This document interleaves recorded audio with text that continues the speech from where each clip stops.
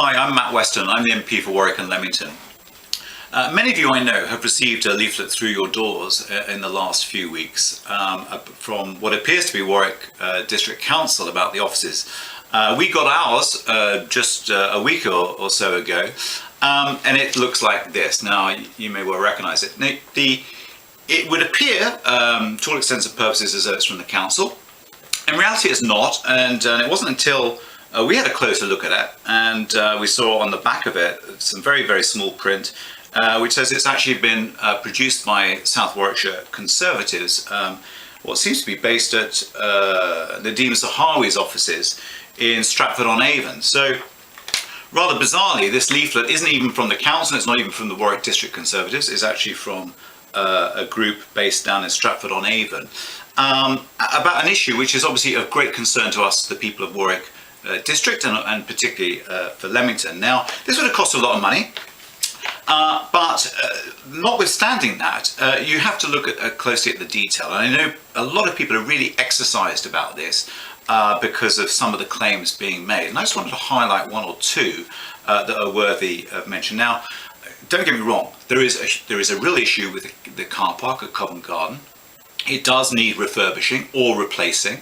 My understanding is from the council's own figures that if £1 million was spent on it, just over £1 million, that would refurbish it and give it another lease of life for another 10, maybe 15 years. Or it could be demolished and replaced. Now, that's fine. I'm absolutely okay with that. But one of the facts being claimed here is that the car park will have 32% more spaces than currently available. Now, that is true, except it's being very misleading. The reality is that a lot of the spaces in the new car park will actually be used by council employees. A raft of others are going to be used by the owners of new flats, which are going to be built on this new development.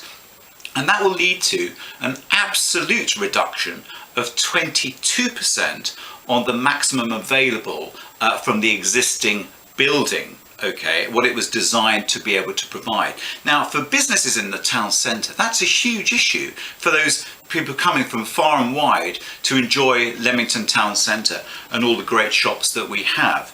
So I take dispute with this leaflet on that particular issue. They talk about the offices being twice as big as needed. I understand that. That's because of all the cuts to our local services and all the job redundancies that we've had at the district council. But what they could be doing is actually sharing office space with the county council in Warwick, where there is a lot of available space in the centre of Warwick at the county council offices, or they could be using some of the space in the town hall. But they could certainly sublet a lot of the space in the district council offices as they exist today, particularly with the uncertainty about future funding of local authorities.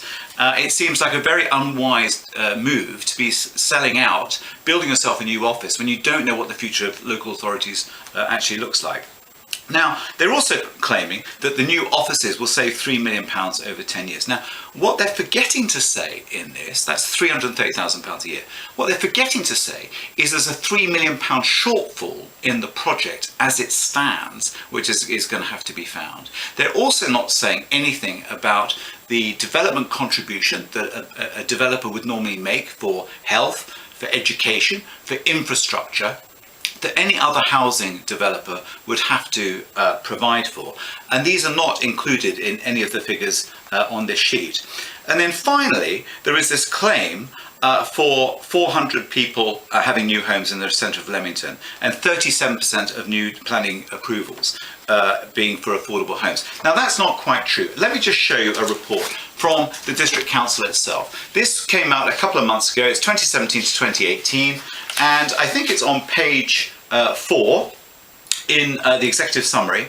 It shows that 29.6% of last year's housing that was built, 2017 to 2018, was affordable. Not 37%, just 29.6%. And the year before, 26%. Now, it gets even worse than that when you actually look at figures actually that the District Council have produced for the last 6 years. And you'll see that they've only achieved 40%, which is their own policy, mind. They've only achieved 40% in 1 out of those 6 years. And the average for that 6-year period, 28.3%.